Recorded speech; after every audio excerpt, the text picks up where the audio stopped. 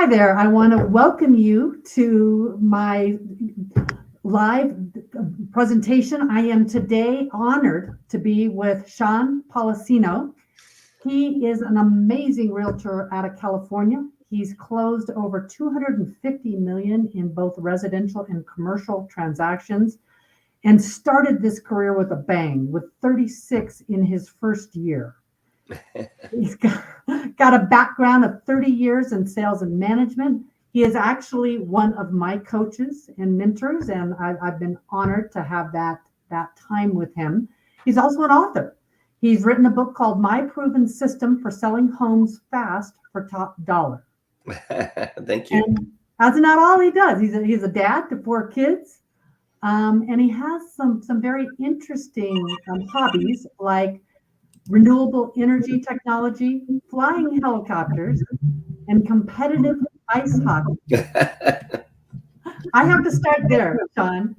Tell me about competitive ice hockey.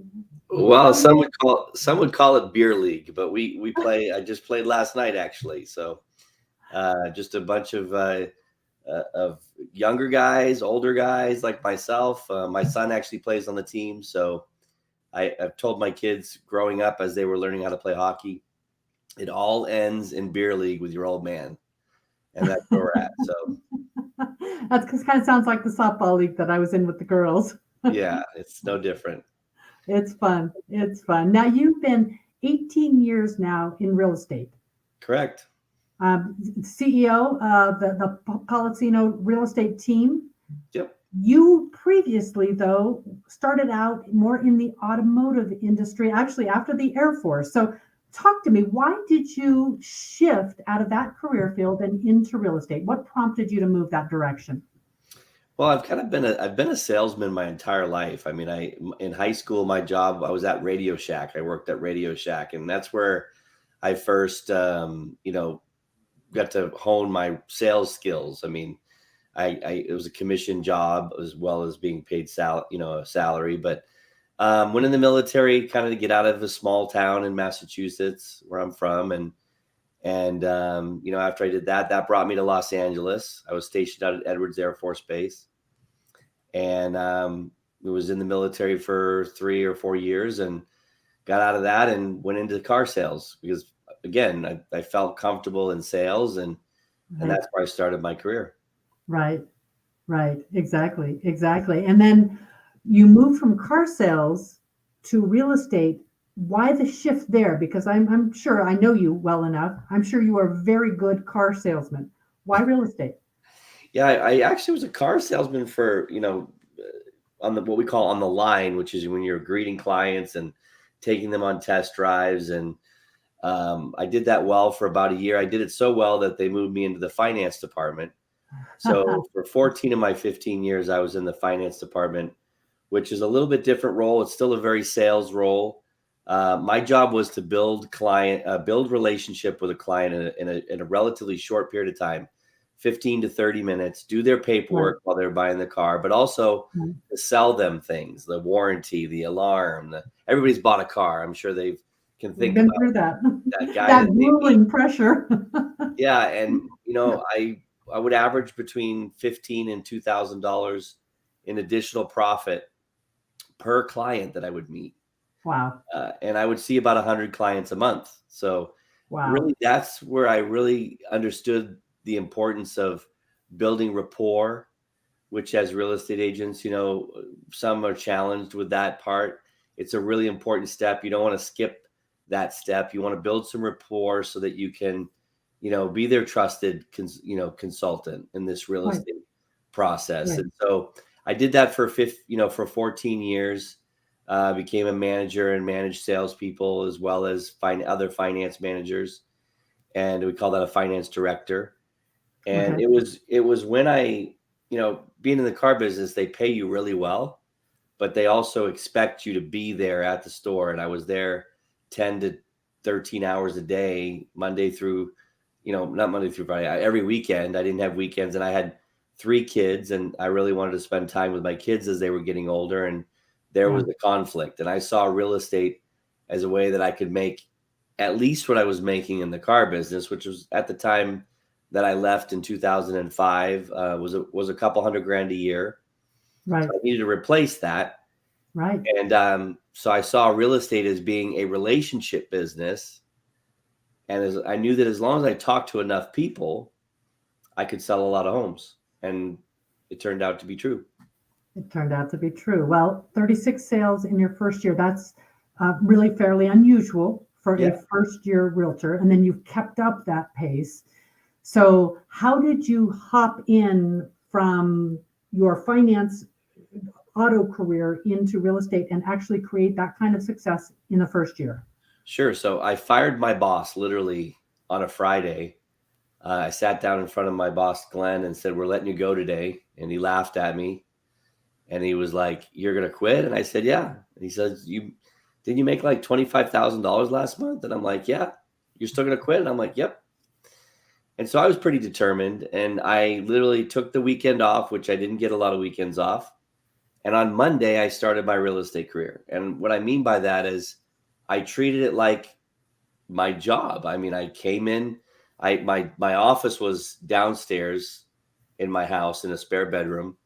And so, I mean, when I say I treated it like a job, it's like I got up at, 8 in the morning, showered, and went down to the office, and I was in that office making phone calls and doing the things that I needed to do until 5:30 that day. And so I just kept that habit of showing up and putting my 8 to 10 hours in that I was used to Right. doing anyways. Right. Open houses was a strategy that I used between my sphere of influence and open houses. That's how I was able to sell that many homes. Right. Okay. Now when you started out at Keller Williams, correct? Started out at Keller Williams. I was there about 16 and a half years. Yeah. A long career there. Why Yeah. did you pick Keller? What was attractive in 2005 when you started about Keller? Well, my now ex-wife at the time got her real estate license first, and Okay. we planned my departure from the car business. She was going to get a real estate license, get the business going, and then I was going to step in.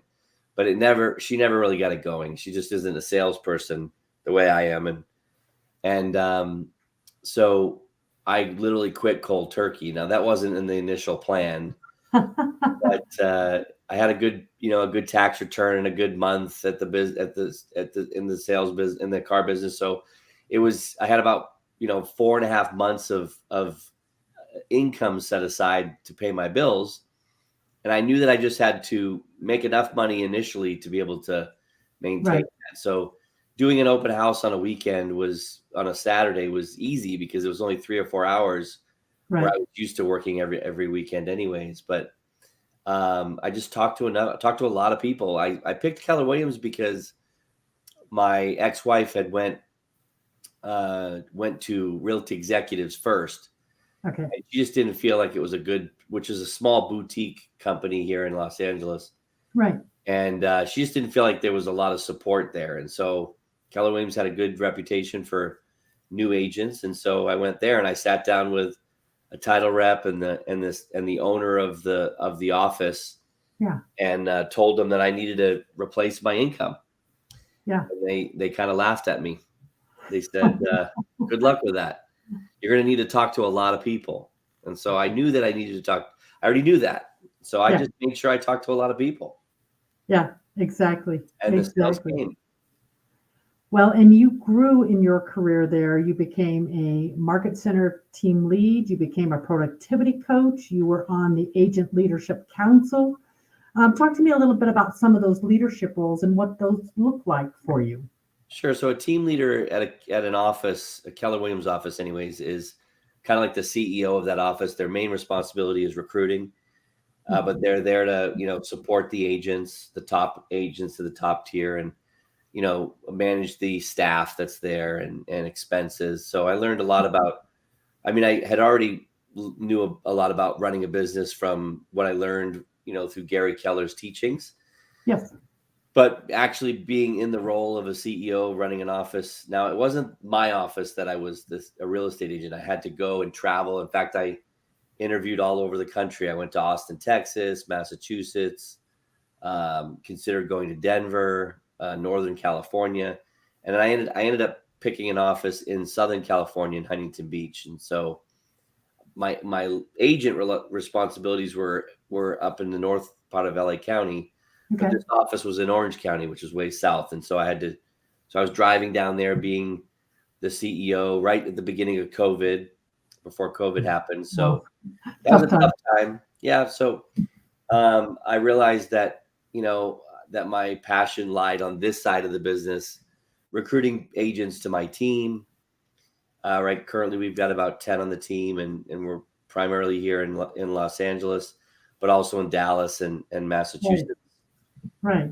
So, exactly. So I love helping agents, and that's why I think you and I are both at eXp, because we get to do a different side of the business. You've got your transactional business, helping buyers, sellers, investors, but then there's a whole nother side of the business that every other agent that's not with eXp or Keller Williams doesn't even have that opportunity.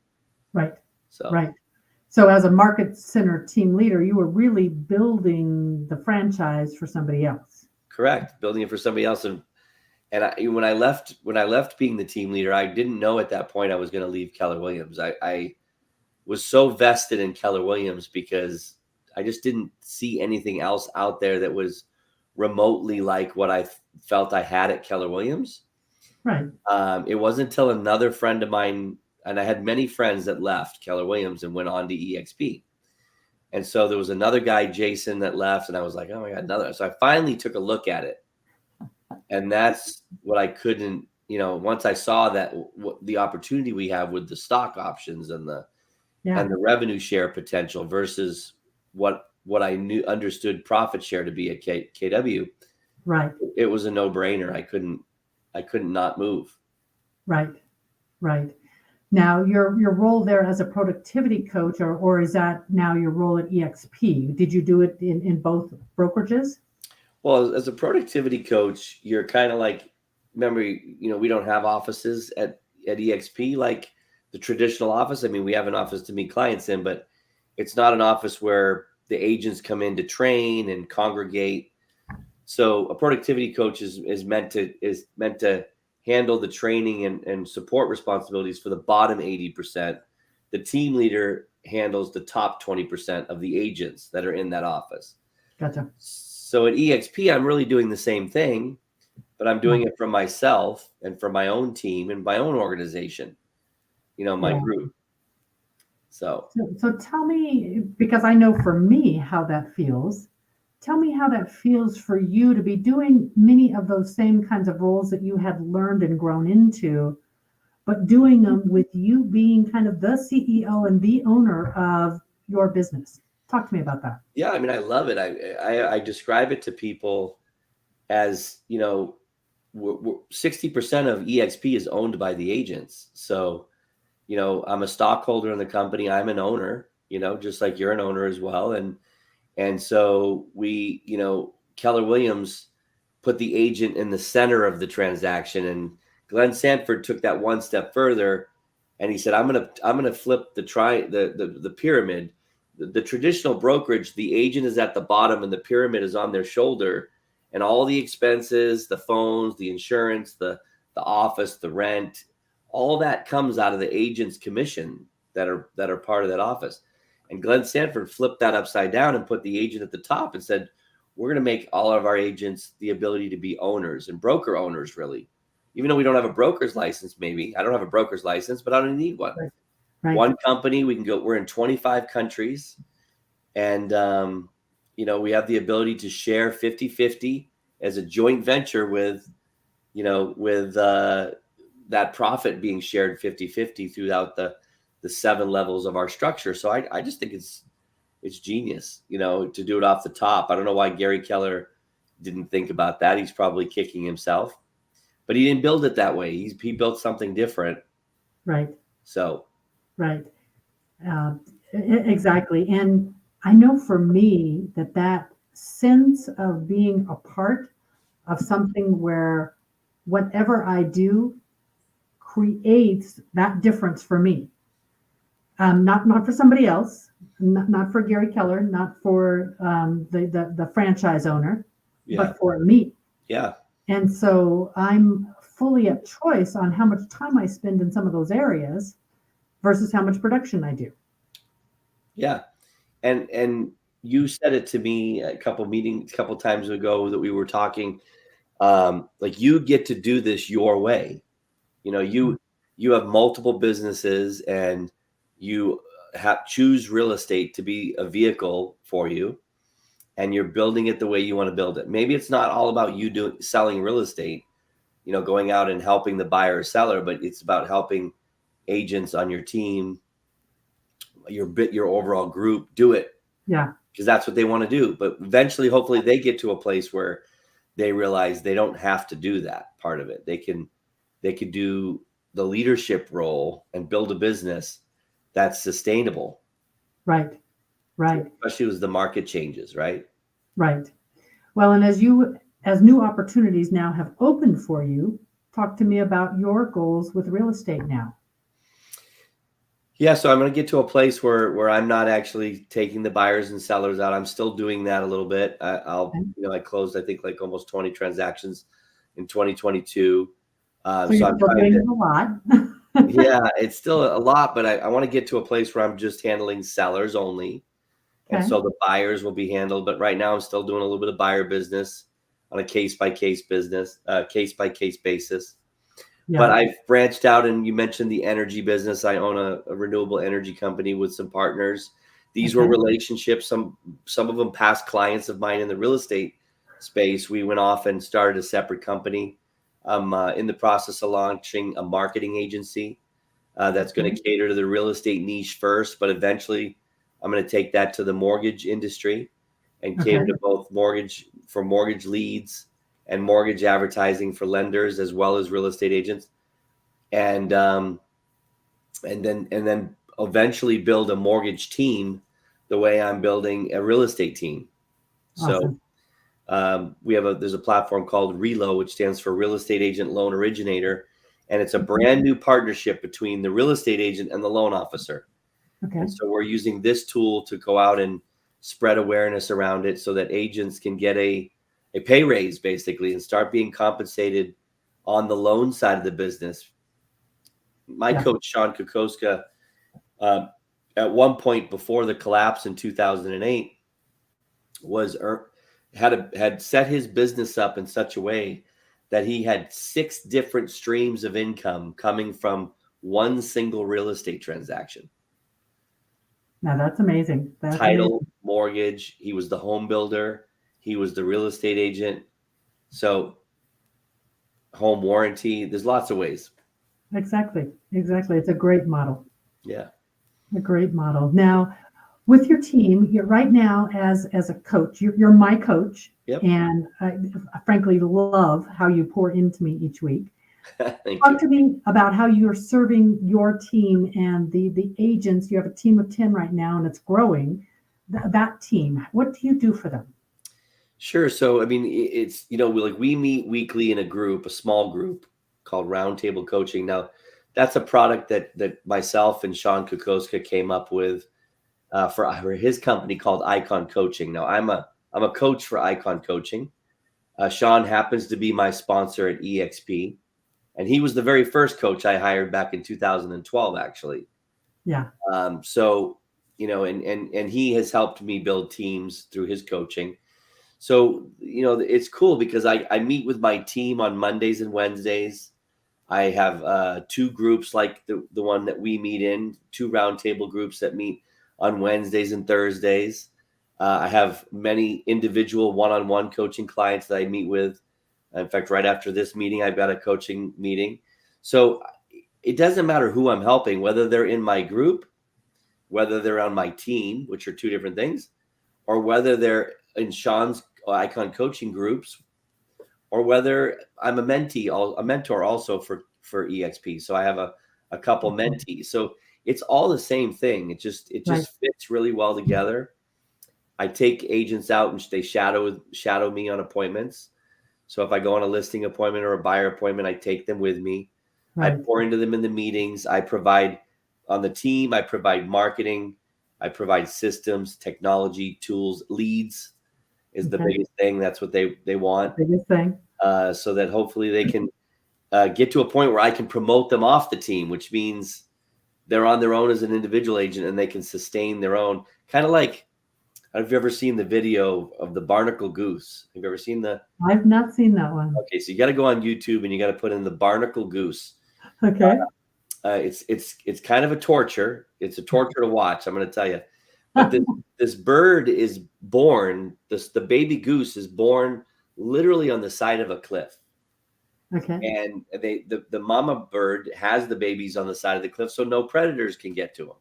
Right. But eventually, the babies need to leave the nest. Oh And my goodness. the way that this happens is the mama bird actually pushes them off the edge, and they fall.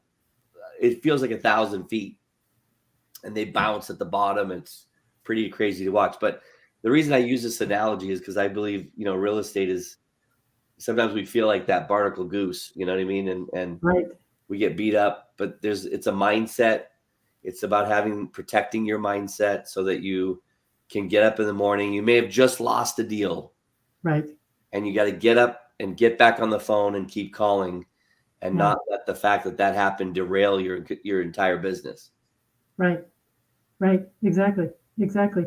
Well, and what I love about this model, and tell me if you feel the same thing, is not only are you providing that kind of coaching for your team and the folks that maybe you're directly impacted by, their production, but you and Sean and most coaches inside this eXp community are providing that service, what they do well across the entire community. Talk about that a little bit.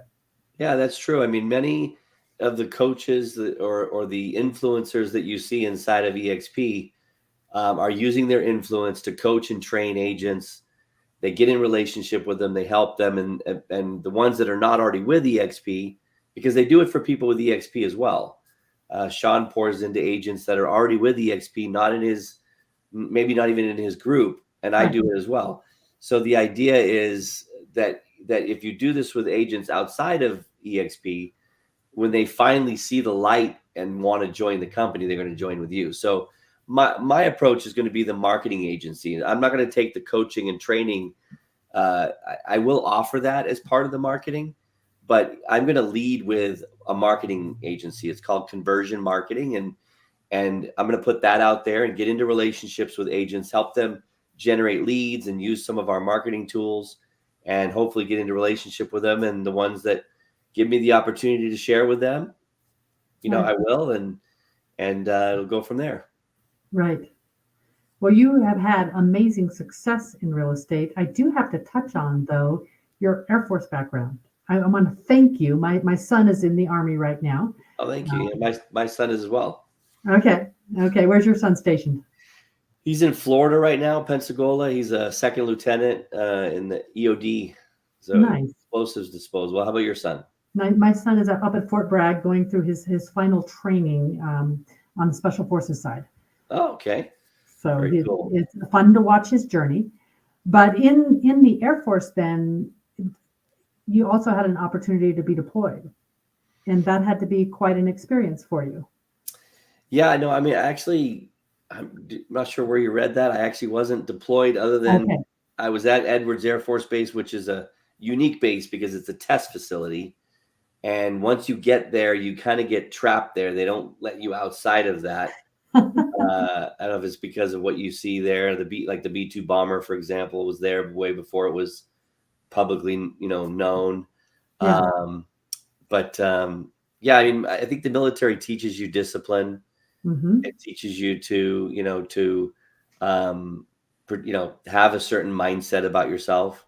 Right. I learned, when I was at home before going to the military, all I wanted to do was, have fun and party and do these things. And, it gave me a certain work ethic, I think. Yes, which absolutely carried through your automotive years and then into your real estate for sure. Absolutely. For sure. So, Sean, it's been an absolute pleasure to talk with you today. Is there anything else that you want to share today with our audience? No, I just want to commend you for what you're doing. I know that you're taking, like I mentioned, the marketing, and you take the financial aspect of being an investor, and that's amazing. I mean, we're all in the real estate industry, right? Yes. And so I loved how you shared with me your, idea of passive income and your different streams of income coming in. And I just want to commend you for doing a great job. And you've got a big group of people that have signed on to what you're, what you put out there, and keep growing. Thank you so much. And thank you for your assistance in helping to have me see in a little broader scope. So I appreciate it. Thanks, Kelly. I appreciate you having me. Thanks so much. You have an awesome day. All right. Bye-bye. Bye-bye.